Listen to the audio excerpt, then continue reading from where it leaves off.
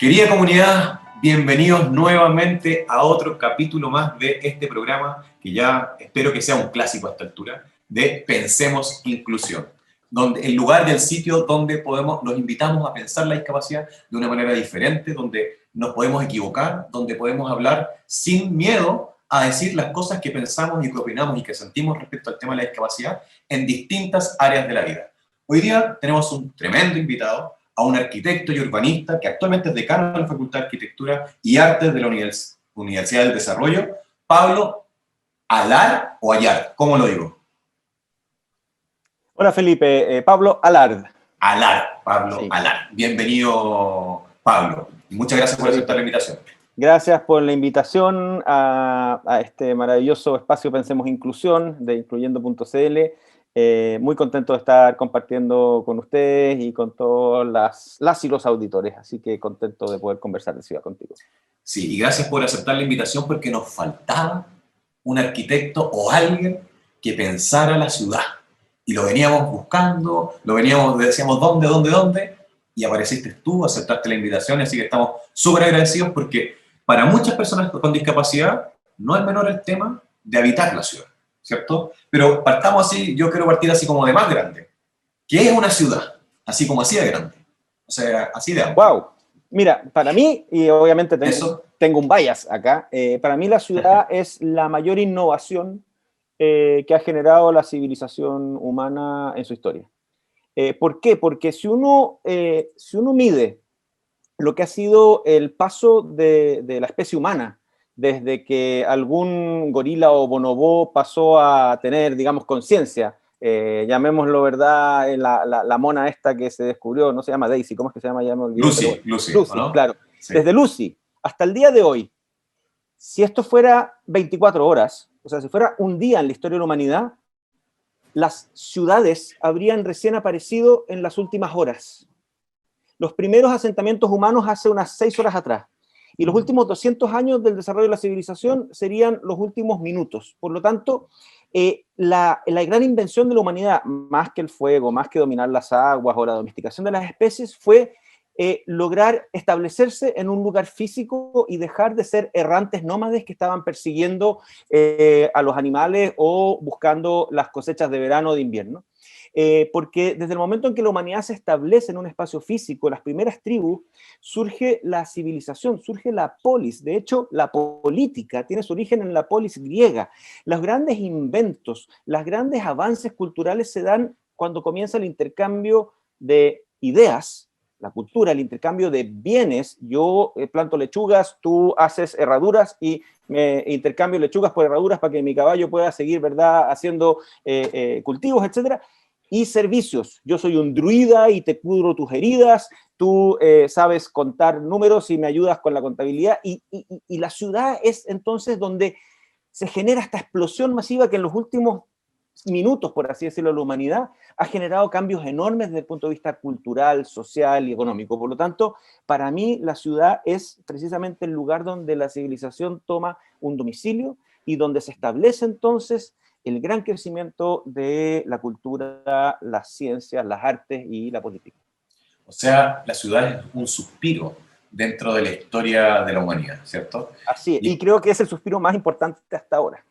Claro, y como es el suspiro más importante, dentro de este espacio, de este pequeño espacio en donde podemos entrar a reflexionar de toda la historia de la humanidad, que es este último momento, ha sido, creo yo, y corrígeme si no es así, una evolución pero vertiginosa. ¿Sí? Las ciudades han tomado unos ritmos y unos cambios impresionantes en muy corto tiempo. Porque si no, creo que hoy día no estaríamos hablando de ciudades inclusivas. Así es, y de hecho las ciudades han tenido un crecimiento explosivo en el último siglo, realmente impresionante. Yo te diría que la primera oleada de crecimiento de las ciudades se dio con la revolución industrial a finales del 19, comienzos del 20, cuando la gente del campo empieza a migrar a la ciudad atraída por los empleos de las grandes fábricas, etcétera. Pero durante la segunda mitad del siglo XX y comienzo del siglo XXI, el crecimiento de la ciudad ha sido tan dramático que el año 2008 pasamos un momento histórico en la historia de nuestra civilización, que es que en algún lugar del mundo nació el ciudadano N partido por 2 más 1, que significa que inclinó la balanza, y desde el año 2008 viven más seres humanos en ciudades que en el campo. Y esa población se va a duplicar de aquí al 2050 y se va a cuadruplicar de aquí al 2100, y vamos a tener que hacia el 2100 probablemente, si sobrevivimos a las pandemias, más del 80% de la población de nuestro planeta va a vivir en ciudades. Y de hecho, el futuro ya llegó a ciertos lugares. En Latinoamérica y particularmente en Chile, ya más del 80%, cerca del 90% de los chilenos vivimos en ciudades hoy en día. Por lo tanto, es re importante lo que pase en nuestras ciudades y cómo estén diseñadas para los temas de inclusión. O sea, esto es un gran desafío. Es un gran desafío para la humanidad, para la escuela de arquitectura como la que tú diriges, para pensar y planificar hacia adelante. Claro. ¿Cómo hacemos una buena ciudad? ¿Qué es una buena ciudad? Esta es una buena ciudad? Así, ¿cómo decimos eso?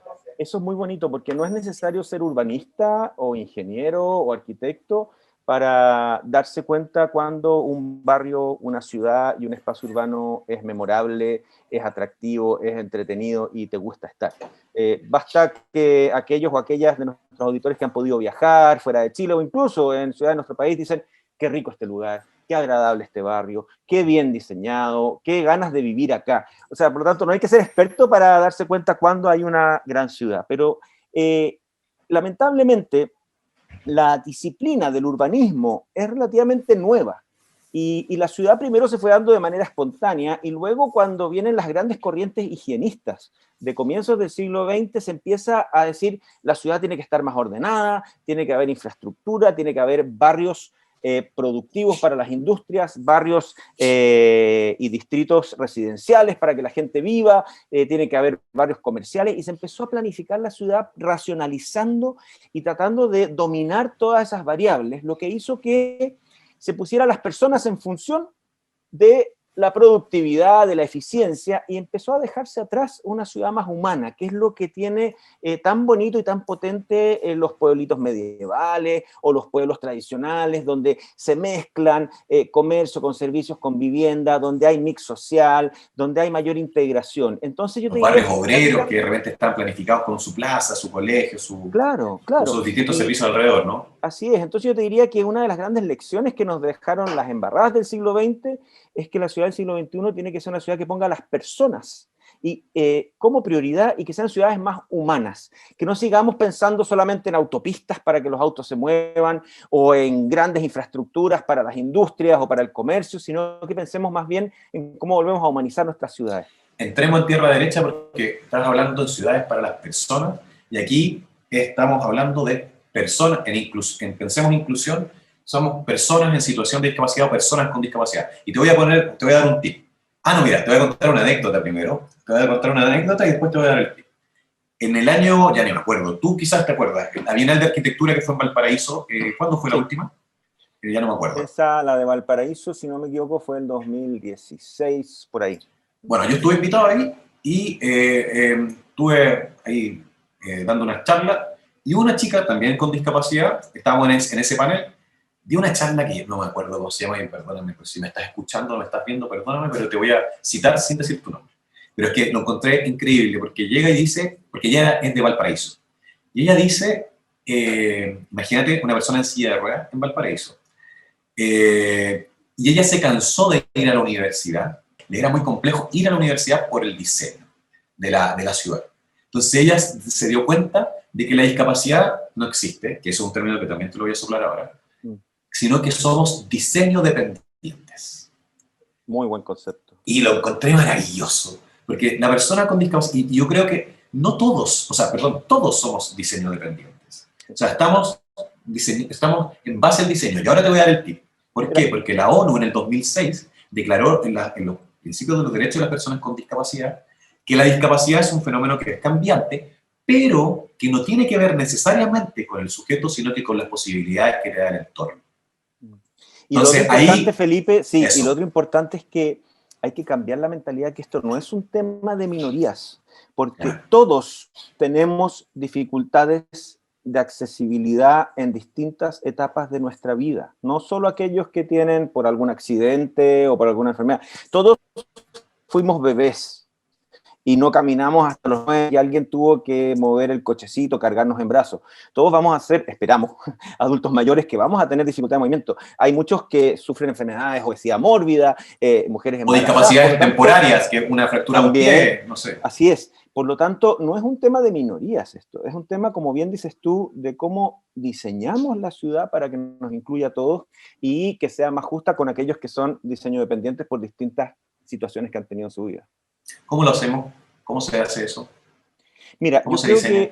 yo creo que lo primero es comenzar a generar mayor empatía, y yo creo que lo que está pasando en la ciudad del siglo XXI, ya estamos en el 2021, o sea, ya vamos a llegar... Suena súper futurista. Es que heavy. Cada vez que uno habla de la ciudad del siglo XXI cree que es el futuro, pero ya vamos a llegar al primer cuarto del siglo XXI, ¿no? 2025. En 4 años más ya vamos a estar adelantados en el primer cuarto del siglo XXI. Pero esta ciudad del siglo XXI lo primero que está haciendo, y esto es una corriente a nivel global, es comenzar a pensar en las ciudades más humanas, más basadas en las personas. O sea, que no podemos seguir teniendo estas ciudades segregadas, donde las oportunidades, porque las ciudades son fuentes de oportunidades, que las oportunidades no estén igualmente accesibles para todos, y me refiero no solo desde un punto de vista físico, sino que también socioeconómico. O sea, estamos hablando de que hay miles o millones, si lo transferimos a escala global, de personas que viven en ciudades en las cuales las oportunidades de acceder a buena educación, buen equipamiento, buen servicio, buenos trabajos, están a 3 o 4 horas de donde pueden vivir, las periferias, ¿verdad? Y por otro lado, una ciudad que durante el siglo XX privilegió el automóvil por sobre las personas, por sobre el transporte público, y vemos cómo se está haciendo un cambio de paradigma donde ahora se está empezando a dar más importancia, sobre todo en el espacio público, que es el recurso más escaso hoy en día en las ciudades, para que las personas, la movilidad activa, el intercambio y la convivencia se den priorizando a los humanos por sobre los vehículos, la infraestructura, etc. Y es como tan lógico, ¿no? Es muy lógico, pero costaba, bajo el paradigma de producción masiva, de racionalización de recursos, etc., entender la importancia que ello tenía. Y esto además, desde una perspectiva más holística, también empieza a incorporar los principios de ecología del paisaje, la importancia de la naturaleza, de los activos ambientales, etc. Y nos damos cuenta, y eso es lo bonito de las ciudades, que el coronavirus puso en evidencia un montón de oportunidades que ofrecen las ciudades para efectivamente atacar muchos de los problemas y desafíos que llevaron a los estallidos sociales a nivel global, etc. Y te cuento rapidito 4. El primero, la lucha contra el cambio climático.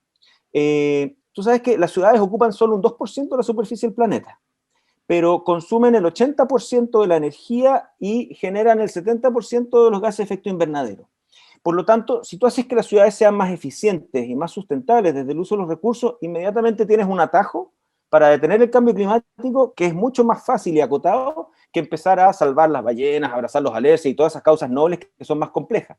Y lo interesante es que cuando se vinieron las cuarentenas en Europa y después en Asia y en Latinoamérica, los niveles de emisiones bajaron inmediatamente, porque las ciudades efectivamente generan mucho CO2, por lo tanto, el tema del cambio climático con una ciudad más sustentable y más humana, inmediatamente es un atajo. Y luego viene una cosa muy bonita, perdona que te interrumpa porque ahí nos vamos al tema de la inclusión, es que la transformación tecnológica, las nuevas tecnologías, están cambiando radicalmente muchos paradigmas de lo que teníamos sentado como lo que eran los servicios urbanos. Imagínate cómo cambió el tema de la movilidad, particularmente para las personas con discapacidad, con la llegada de aplicaciones como Uber o Cabify, donde ya no tienes que llamar un radiotaxi o un colectivo, salir a la calle, sino que el transporte va hacia ti, donde comienzas a compartir el transporte público o algunos transportes privados. Y esos cambios van a venir tan grandes que después ya no solamente vas a compartir el auto, sino que vas a empezar a compartir los espacios de trabajo, después los espacios de vivienda.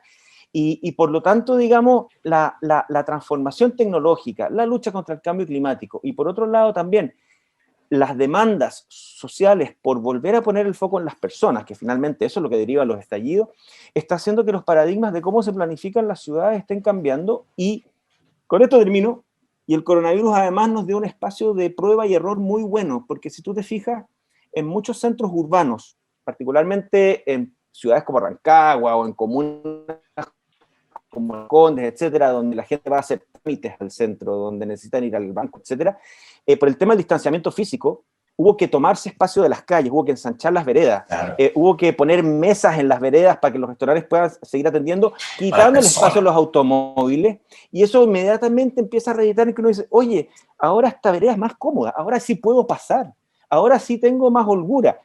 Sobre texto del distanciamiento físico, entonces empezamos a darnos cuenta de que no estábamos considerando a las personas, y menos a aquellos con discapacidad, en este espacio público que es tan limitado y escaso. Las escuelas de arquitectura, los urbanistas están preparados para esto que viene.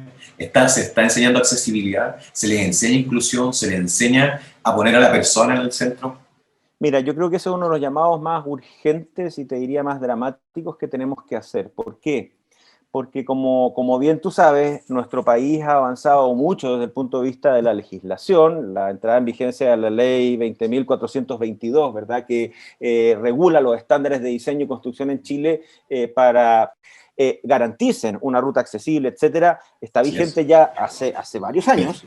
Sí, el DS50, el decreto supremo 50. Claro. Y pese a ello, en muchas escuelas de arquitectura no se está enseñando cómo implementar esto. En los municipios no se está capacitando a las direcciones de obra y a los equipos municipales para que hagan valer, digamos, la ley, y menos en las oficinas de arquitectura. Y esto no se trata, y ahí es donde tenemos que cambiar el paradigma, no se trata de pedirle a los arquitectos que una vez que terminen el proyecto vean por dónde meten una rampa o por dónde le agregan por aquí un ascensor, sino que desde la concepción, desde las primeras ideas, se vaya integrando una visión de accesibilidad que tiene que ver más con equidad que con acomodarlo para cumplir con la norma. Y ahí yo por lo menos estoy tranquilo, si bien me preocupa a nivel nacional, pues estoy tranquilo de que nosotros en la Facultad de Arquitectura de la UdeD hemos sido de los pioneros en levantar este tema. Desde hace ya más de 4 años tenemos el primer diplomado en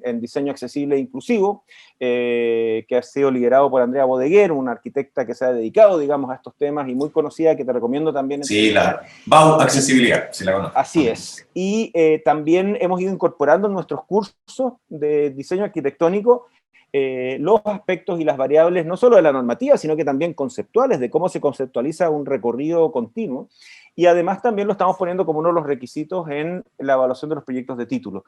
Pero nunca va a ser suficiente. Yo creo que tenemos que avanzar fuertemente en un compromiso de empatía, yo diría, general, porque esto no solo vaya a ser cumplir la ley, sino que lo haga viable, porque tal como decías tú con el ejemplo de Valparaíso, habrá muchas leyes dando vuelta, muchos reglamentos, muchas normas, pero va a ser difícil que una ciudad como Valparaíso sea 100% accesible, pero no implica que no hagamos el esfuerzo para que esa brecha sea lo menor posible. Voy a contar una anécdota, como yo siempre me tomo espacio acá, porque esto para mí es más una conversación, yo no soy periodista, yo no soy entrevistador, así que yo me gustan las conversaciones y voy a contar, porque creo que es el momento y el lugar, que justamente cuando estuve en la Bienal, después nos tocó una mesa de trabajo. Y en esa mesa de trabajo me tocó estar con el jefe de los DOM, de los directores de obras municipales, en esa mesa.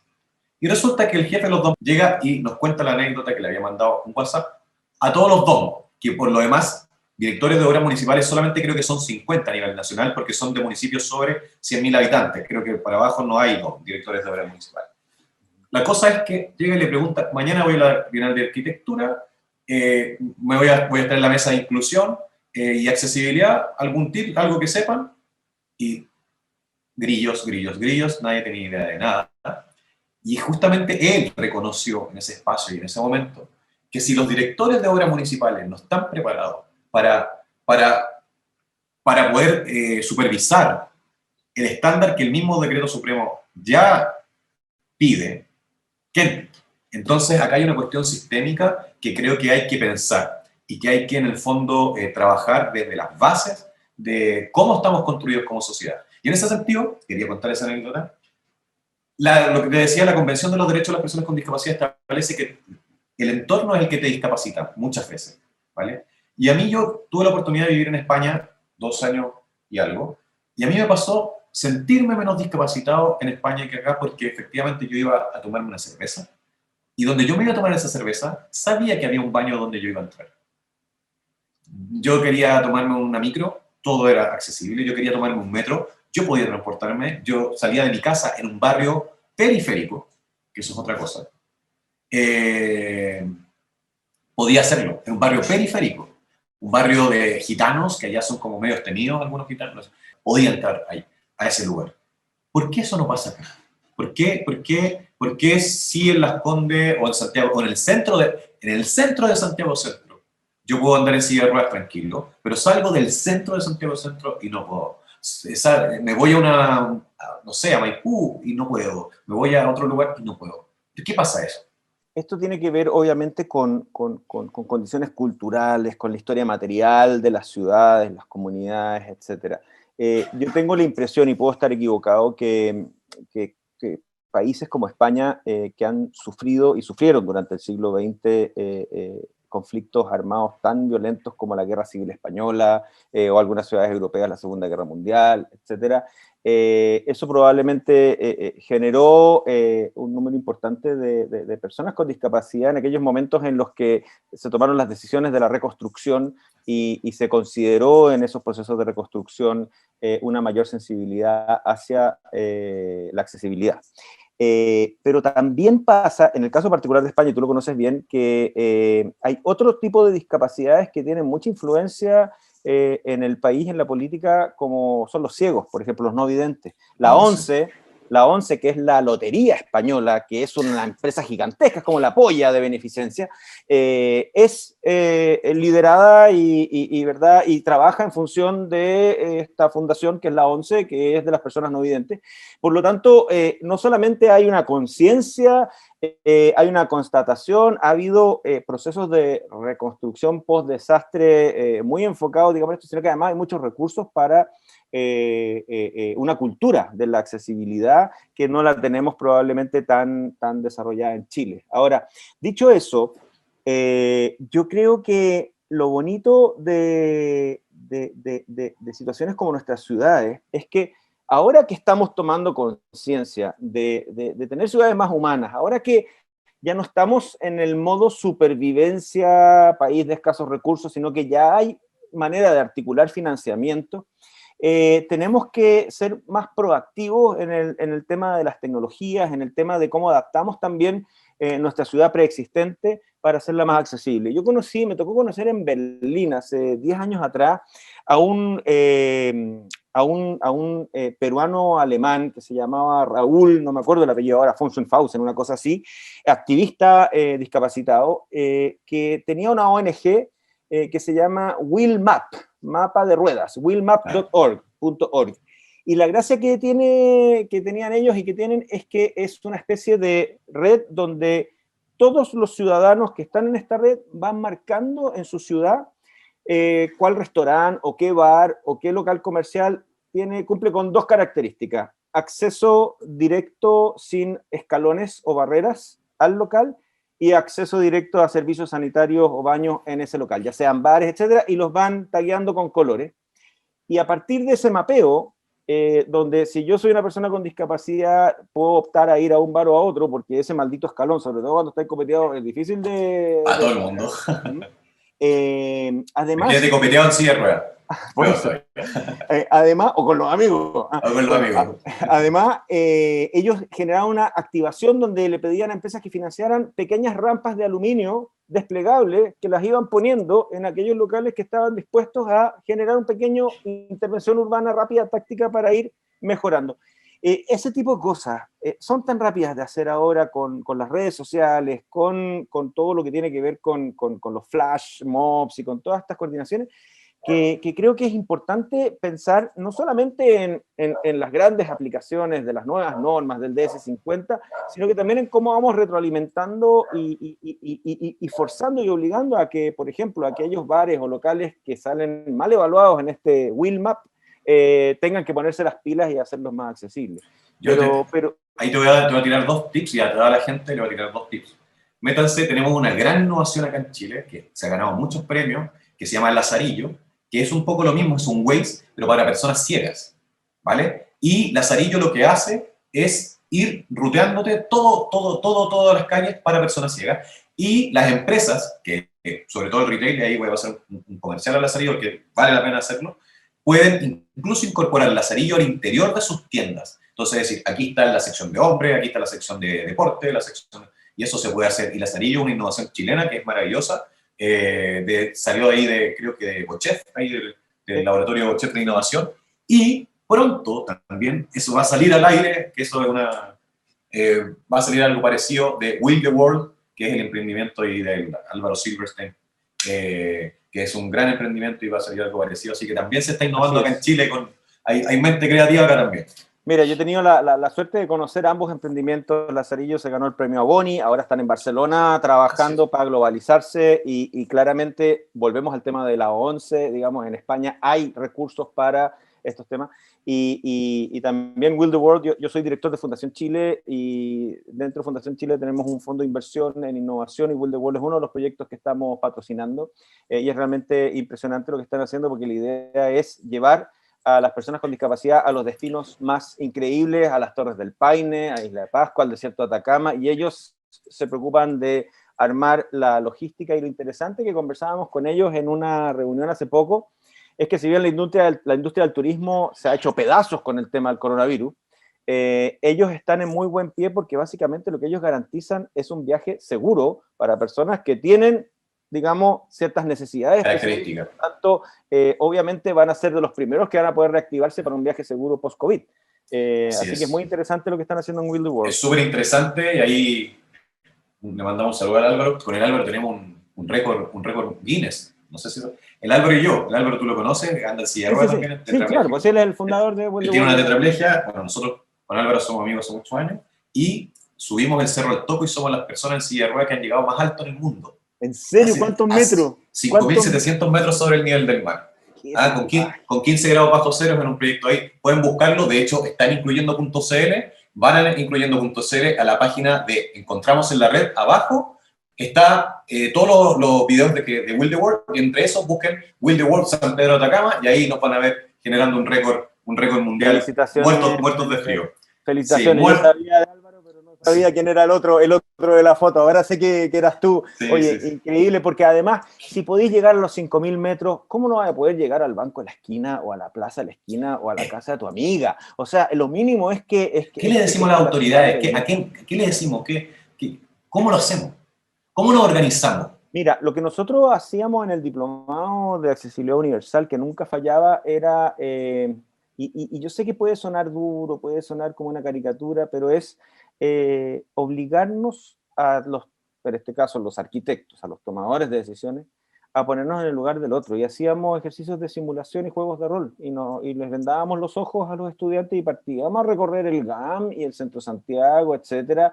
O nos conseguíamos unas sillas de rueda y tratábamos de hacer recorridos urbanos muy básicos e inmediatamente te comienzan a saltar y empiezas a tomar conciencia de lo mal diseñada que está la ciudad. Y yo te digo que todos aquellos que hagan ese ejercicio de probar, digamos, hacer su rutina diaria con algún grado de dificultad de desplazamiento, inmediatamente se van a dar cuenta que esta cuestión hay que resolverla ya. Como te decía antes, esto no es un tema minoría, o sea, todos vamos a necesitar, todos vamos a ser discapacitados en algún momento de nuestras vidas, antes o después, y es re importante. Y la discapacidad debería ser la norma, porque siempre nosotros hablamos en el mundo de la discapacidad, así que la discapacidad la tomamos en cuenta como norma, como piso, todos van a ser incluidos. Así es. Todos entran en esta. Y se resuelven muchos otros temas, o sea, más allá del tema de la inclusión y de las capacidades, porque es mucho más fácil incluso para hacer una mudanza, es mucho más fácil para que los edificios sean más eficientes desde el punto de vista energético, etcétera. Obviamente, escalones requieren ascensores, que la continuidad del espacio y de los flujos, obviamente es más eficiente también, por todos lados se gana. Incluso hasta los edificios y los espacios públicos diría que son mucho más bonitos cuando están diseñados incorporando la variable de accesibilidad. Sí. Y ahí nosotros tenemos experiencias bien notables, Felipe. Para allá iba. De hecho, a ti te tocó reconstruir. Tú participaste en la reconstrucción después del 2010 del espacio urbano en distintos sitios, en distintos lugares. Tener discapacidad también es reconstruirse constantemente. Es repensarse en esto, en la sociedad, en la urbe, en el espacio donde tú te desenvuelves. Los sitios que les tocó reconstruir, en donde te tocó participar, en donde te tocó pensar o repensar, ¿cómo lo hicieron? ¿Desde dónde? ¿Cuál fue su piso, el piso que ustedes utilizaron para poder levantar Mira, o relevantar? te agradezco el comentario porque efectivamente yo tuve la difícil tarea, pero también el privilegio de ser coordinador nacional de reconstrucción urbana en el Ministerio de Vivienda después del 27F, y me tocó coordinar más de 150 planes maestros de reconstrucción y recuperación post-desastre, que es una locura. O sea, realmente ha sido la pega más dura, pero también más linda que he tenido en mi vida. Y lo interesante ahí es que de los compromisos que nos pidió el presidente Piñera en ese entonces era no reconstruir lo que había, sino que reconstruir mejor.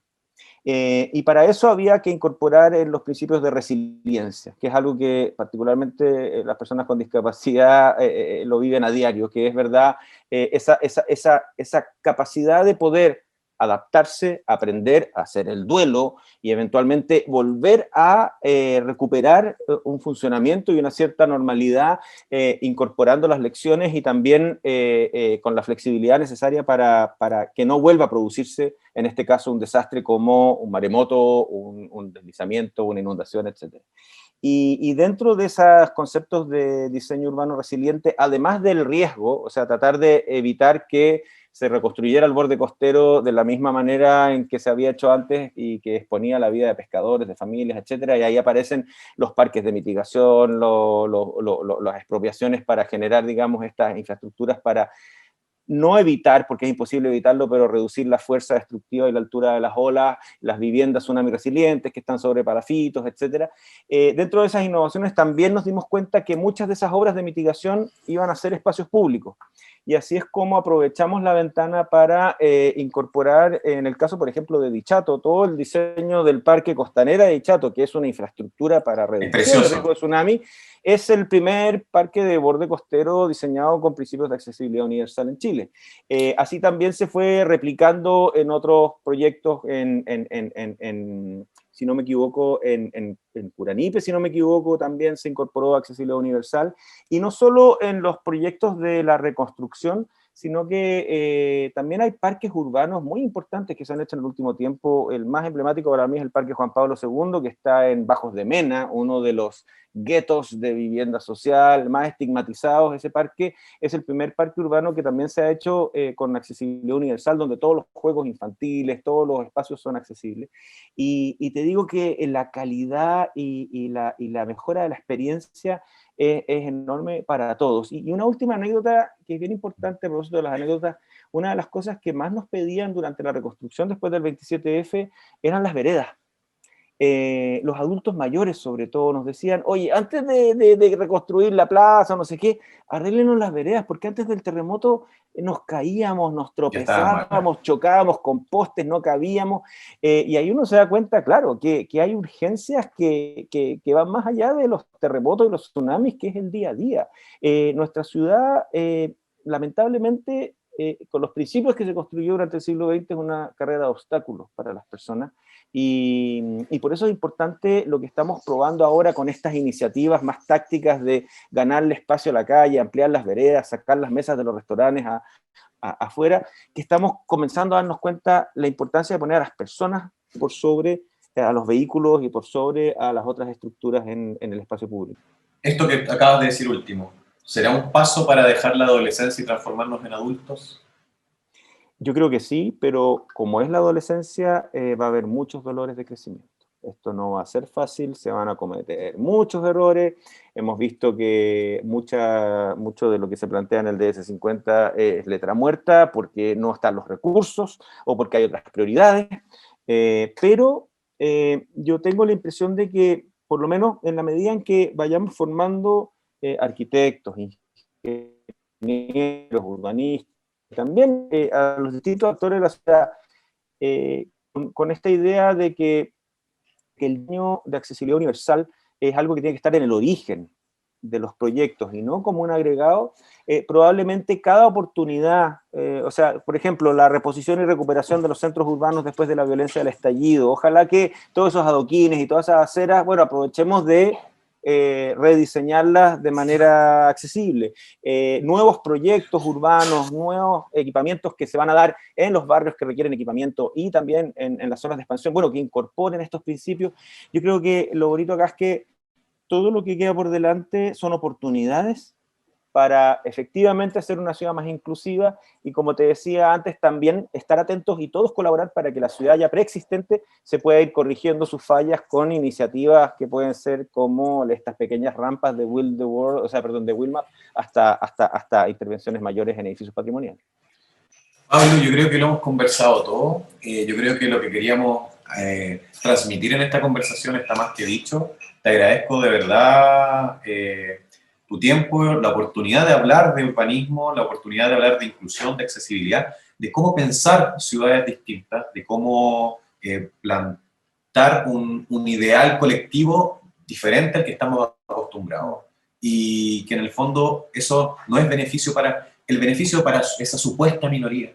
Esa supuesta minoría nos va a beneficiar a la gran mayoría.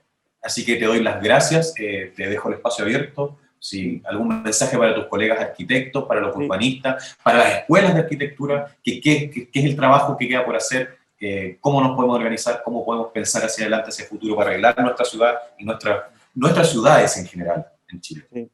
Felipe, sí, a mí me gustaría terminar con dos comentarios. Y el primero es que estoy completamente de acuerdo contigo que el problema no es la discapacidad, sino que es la diseño dependencia. Que cuando no se considera la accesibilidad universal en el diseño de cualquier interacción humana, porque no solamente las ciudades, el vaso que tú puedes tomar o no tomar, el escritorio que te queda muy alto, digamos, en el mesón de atención, etcétera. Hay un montón de interfaces que son fallas de diseño. Y creo que estamos en un momento histórico. Si esta conversación lo hubiésemos tenido hace 1 año y medio, no tendría la relevancia que tiene hoy. ¿Por qué? Porque esta máscara que me estoy poniendo en la cara ahora es la evidencia de una falla de diseño mayor en la historia de la humanidad. O sea, el coronavirus nos permite darnos cuenta de que no estábamos diseñando bien nuestras ciudades y nuestra manera de habitar, porque bastó una pandemia, bastó un germen para evidenciar todos estos problemas. Y además, el coronavirus nos va a obligar a rediseñar completamente de nuevo nuestras ciudades, nuestros hogares, nuestras maneras de relacionarnos, hasta incluso nuestra constitución. Entonces, creo que es una oportunidad enorme para hacer un reset. Y basado en la evidencia que ha generado un tema de salud pública, como es la pandemia, incorporemos entonces estos temas de equidad, de integración, de accesibilidad y de inclusión, como parte también de ese rediseño que vamos a tener que hacer de nuestros hogares, de nuestros barrios, de nuestras ciudades y de nuestro medio ambiente construido. Entonces, la invitación es que ahora tenemos una oportunidad enorme, porque el mundo como lo conocíamos y como lo habíamos diseñado, falló, y falló masivamente. Y todas estas barreras profilácticas de máscaras, guantes y cosas, no pueden ser permanentes. Vamos a tener que, más allá de la vacuna, pensar en un nuevo trato, en un nuevo diseño. Y ahí claramente la inclusión va a ser y debiera ser uno de los ejes principales de estas ciudades más humanas que esperamos que sean las del siglo XXI. Así que estoy muy optimista y los invito a todos y todas a sumarse a esta iniciativa, y muchas gracias, Felipe, por invitarme a pensar en inclusión y a ser parte de este proyecto tan bonito como es Incluyéndose. Muchas gracias, Pablo. Gracias, querida comunidad. Hasta otro capítulo más de Pensemos en Inclusión en www.incluyendo.cl. Muchas gracias a todos. Chao, gracias, que estén muy bien. Chao.